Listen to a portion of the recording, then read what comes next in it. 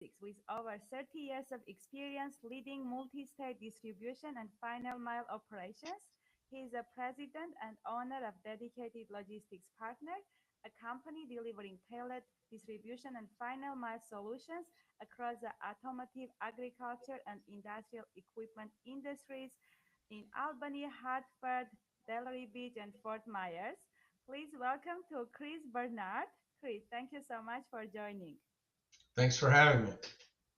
Chris, so you have spent 30 years in logistics. What originally pulled you into this industry?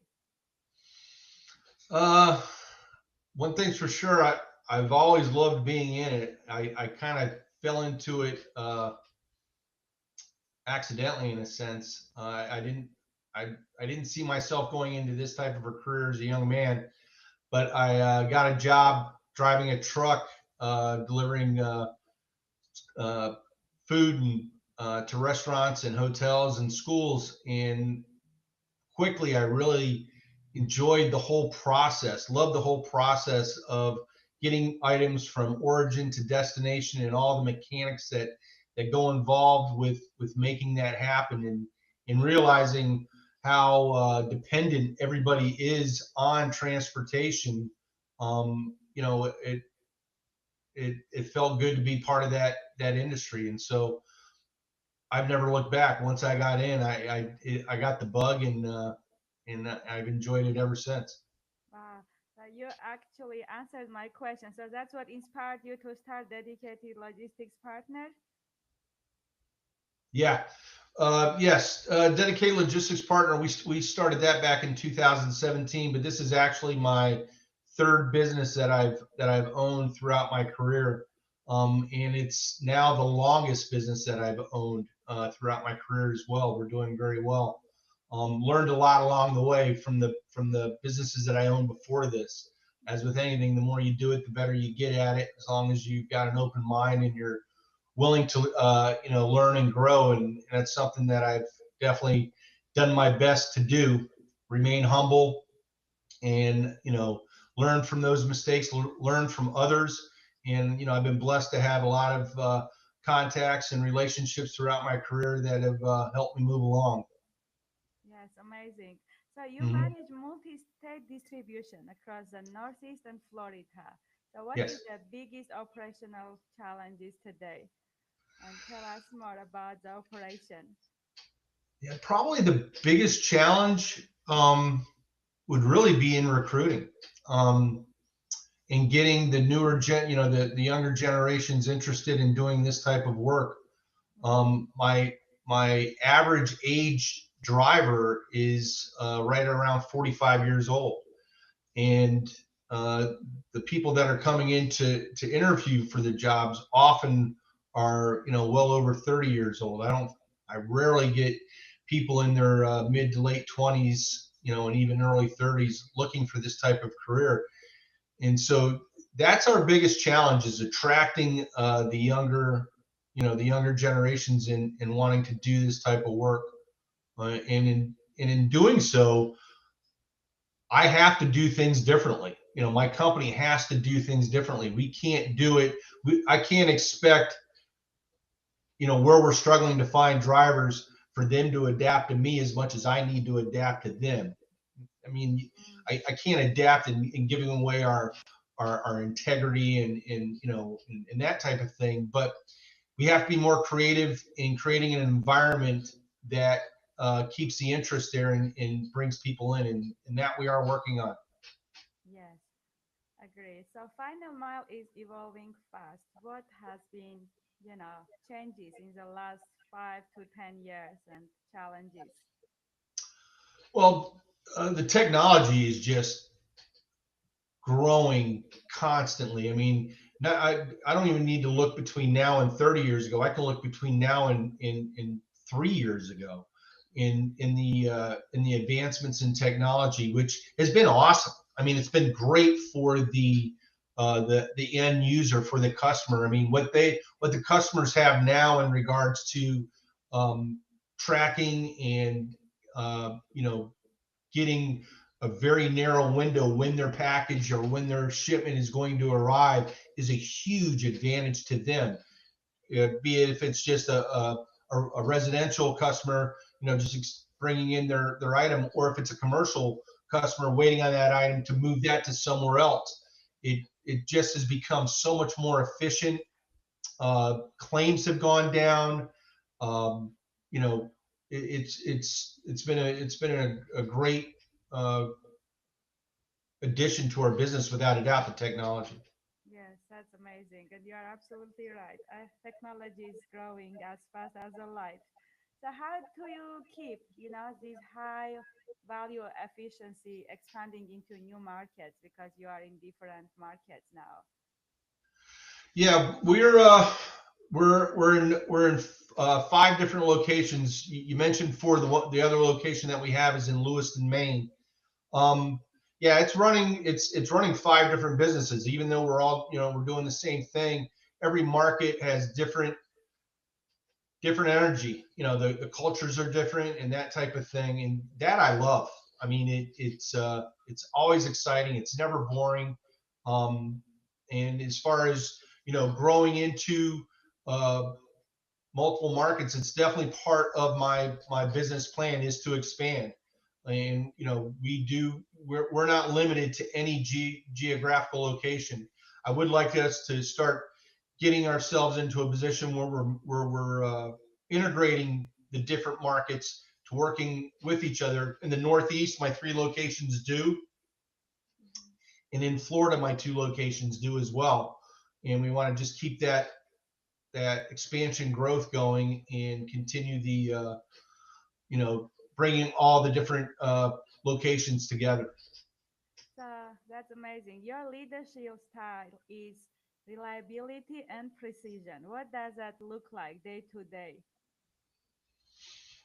As far as my business, what does it look like day to day? No, your leadership style. My leadership style. I'm sorry. Yeah, my leadership style. I'm a I'm a can-do guy. I mean, I wake up every morning fired up. There hasn't been a day in my life that I didn't wake up fired up to go to work. And I love everything about work. I love the work itself. I love the people that I work with. There's nothing more rewarding to me than to bring together a group of people to work together for a common goal. Um, to me, that is by far the most rewarding. So I believe in just bringing in a positive can-do attitude. Uh, I'm at my 5 locations, most of my locations every month.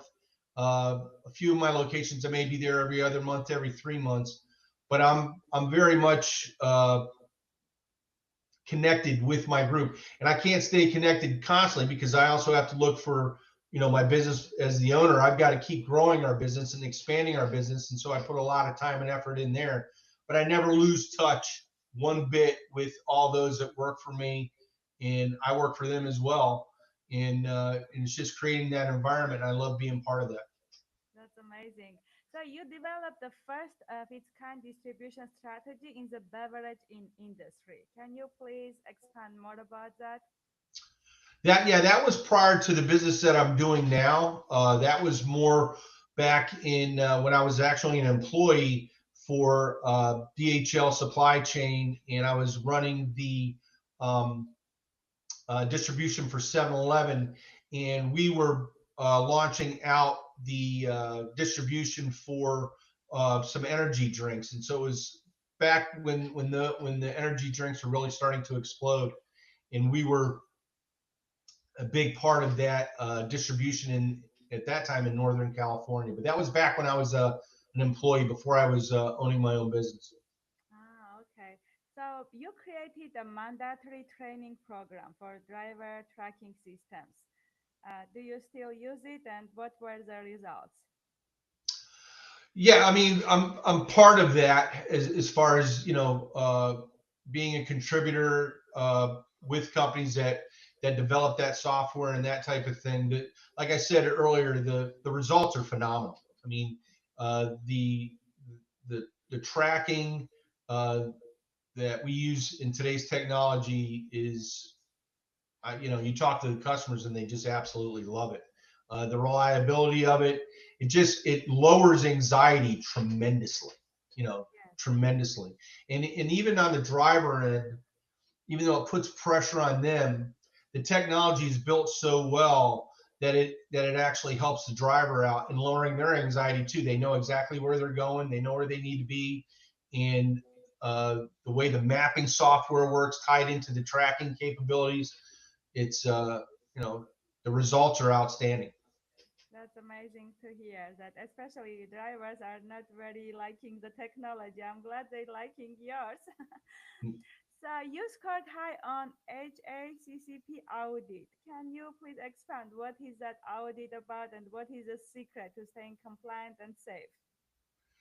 I'm sorry, I didn't understand what you said there. When I have done research, it was saying that you scored high on HACCP audit. Oh, audit. Yes. Oh, yeah. Okay. Yeah. That was again back when I was with as an employee with DHL Supply Chain, and that was running the 7-Eleven distribution. And yes, we did. We scored very high on the audit, which is basically on management of uh, handling food products. And there's a lot of regulation that goes in with that, with perishable items, keeping food at the proper temperature. And that was, yeah, we did very well on that audit. And that was a total team effort. And, you take that very seriously when you're in that line of work, making sure that the products that you're getting to the store are getting there properly, because you certainly don't want to create sick customers if you don't handle the product correctly. So yeah, we did very well on that. It's a very stringent audit, and we scored extremely well. That's amazing. So let's go back about business growth and expansion because we have been talking about operation. I started from backwards, but I want to know what's your approach to building strong client relationship in distribution and final mile. Well, it all comes down to networking, and it all comes down to telling your story to to those in our industry. I mean, right now I have two businesses, one that focuses on auto parts in the Northeast, and the other one focuses on international documents and shipments down in Florida. Totally two different businesses, two different types of equipment. One operates overnight, the other one operates during the day. So lucky me, I'm working all the time. Uh, but um, where our focus is, where we're trying to make our expansion, we're really trying to narrow it down to this. We're looking for those businesses that rely on transportation and that actually have their own transportation companies. They have their own trucks, Mhm. they have their own drivers, but that's not their core business. They have the transportation because it's a means to an end. They've got to get their product to their customer. I'm trying to wedge myself in there and let them know your experience and your expertise is on the product that you guys develop and sell. My expertise is in the transportation end. Get rid of all that liability you got. Get rid of the trucks. Get rid of the drivers. Bring me in. I'll bring in the trucks. I'll bring in the drivers, and we'll be an extension of your company. We'll put your brand on our trucks and on our drivers' uniforms, and take and create that opportunity for my company, developing those relationships with those kind of businesses. So that's where our focus is right now. That's amazing. That's very smart. So sharing your story and telling everyone what benefits you can bring to their operation, basically, and networking. Exactly. Yes, that's Key. amazing. Chris, where do you see the biggest growth opportunity? 2025, it's almost over, but 2026 and beyond. Um, right now, my like I said, the growth that I'm looking at and getting into those businesses that use transportation to move their core product. But the other growth and opportunities that I see big in 26 and probably for the next 5 to 10 years, through all the research that I've been doing in articles that I'm reading and that kind of thing, and that's in acquisition. the amount of baby boomers that are pulling out of the business and starting to retire is at an all-time high. So there are tremendous amount of opportunities right now with acquisitions, and we're very much in that aggressive mode in looking for those opportunities. And so I have one company that I'm looking at. We're at the very beginning stages of possibly moving towards an acquisition, and I'm keeping my feelers out there looking for other opportunities as well. Yeah, that's amazing. There is this lady, Cody. She always talks about acquisition and about baby boomer that, new generation needs to get part of the business because a lot of retirement is happening. Business owners are retiring and they, trying to sell the businesses, already working businesses. That's amazing. So, Yes. Chris, I have a rapid fire question in the end of our podcast. They are short, fun, and fast. So, Okay. hardest part of running a multi-state operation. Say that one more time. I'm sorry. Hardest part of running a multi-state operation. Hardest part, um, I don't know that I have a hardest part, to be honest with you. Uh, but I would say the hardest part is uh, is really attracting the younger generation. That's the hardest part. Most underrated skill in logistics. Most underrated skill in logistics, um, I would say just physical hard work right now. Yes, one thing every distribution company should stop doing.